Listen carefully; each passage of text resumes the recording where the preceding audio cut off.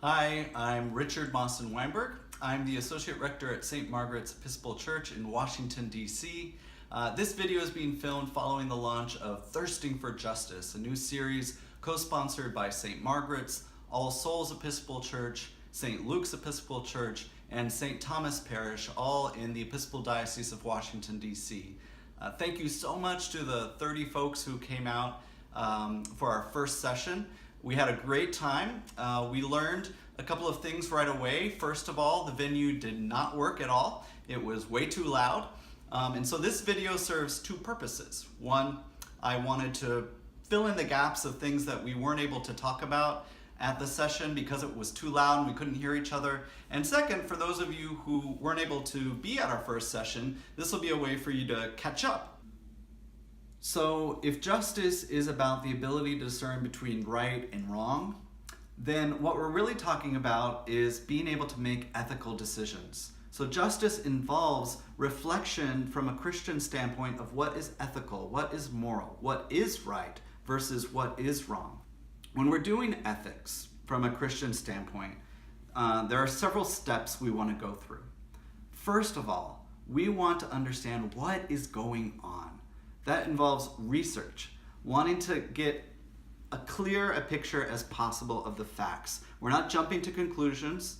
We're trying to set our biases aside and just look at raw data, understand what is the thick description of the problems. Second, as we're looking at the issue, we're going to begin to identify values that are inherent in the issue. And we consider those values next through the lens of different sources of authority in Christianity. The obvious first source of authority is Scripture. But not all Christians engage Scripture in the same way. And so often when we're debating with fellow Christians, we're just coming at it from completely different standpoints. Because certain denominations will value scriptural authority above anything else, and they'll read perhaps less critically and more literally. And so the scripture's authority can be quite daunting. In the Anglican tradition, we treat scripture with the authority that is due, but we share its authority with other sources. So the second source of authority in church is tradition, which involves history. Involves the teaching office of the church. If we go back to the patristic period in the first maybe 4 to 5 centuries following Christ's death, we think of the early saints of the church who were the first theologians writing and sorting out what Christian theology meant. We look to those forefathers and in limited cases foremothers to be able to inform decisions today. So tradition, history, this might also involve recent history.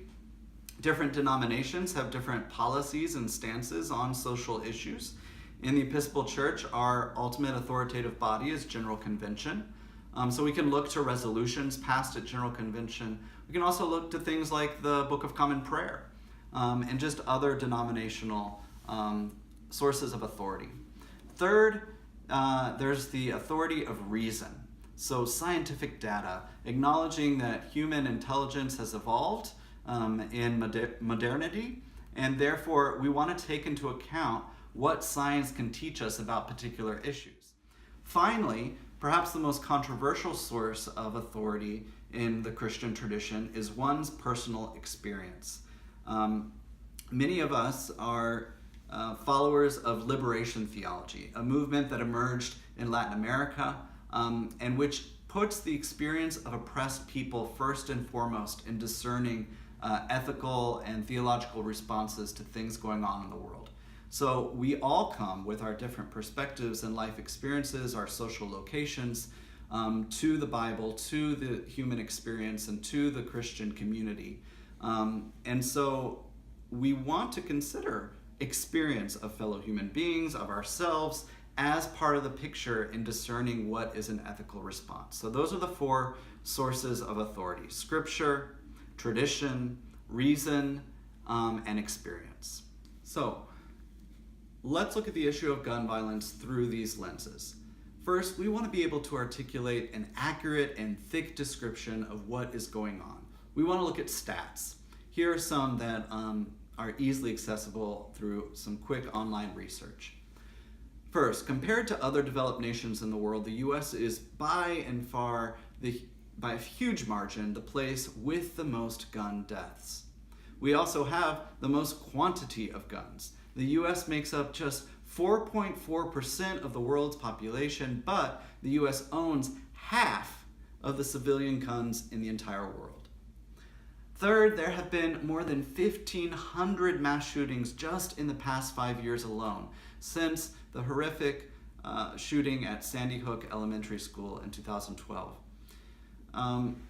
Another important point is regarding state statistics. States that have more guns have more gun deaths. States with tighter gun control have fewer gun deaths. Most deaths, tragically, are deaths that are suicides. And the states with the most guns report the most number of suicides. There's also a racial component. White people favor gun ownership more than people of color. And the vast majority of gun owners are white. And the vast majority of gun death victims are people of color. And so we want to then look at values and norms through the lens of those different authorities I was talking about. For example, we might note things like the competing values of secular things like the Constitution, the Second Amendment, and personal security. Those are kind of like the top things that gun advocates will cite as values or authorities. And that would be in contrast to sacred values, like the dignity of human life, the dignity of all people made in God's image, as is taught to us in the creation account in Genesis, and as referenced in the baptismal covenant in the Episcopal Church. We could also think of the value of community and the type of justice I mentioned earlier, in which we give up certain rights in the interest of preventing injury to others, as in, I will curtail my right to own an assault weapon out of the interest of preventing injuries to others. There's also the value of or understanding of responsibility to care for the vulnerable. Throughout the Bible, we learn that this is an instruction that God has given us. And because gun violence is an epidemic, we can argue that Christians must respond out of our responsibility to care for the vulnerable, as is taught to us in Scripture and the tradition of the church. We can also look to Jesus' teachings of nonviolence. He said to love others as we love ourselves. He said to even love and pray for our enemies. There are possibly many other values or norms in Christian tradition that we could cite. Next, we want to digest arguments with which we disagree. I read one scholarly article by a Presbyterian theologian and pastor, someone with a PhD. In the end, his arguments were grounded in the value of self-defense. That was the number one thing he was arguing for. We need guns because we need to be able to defend ourselves.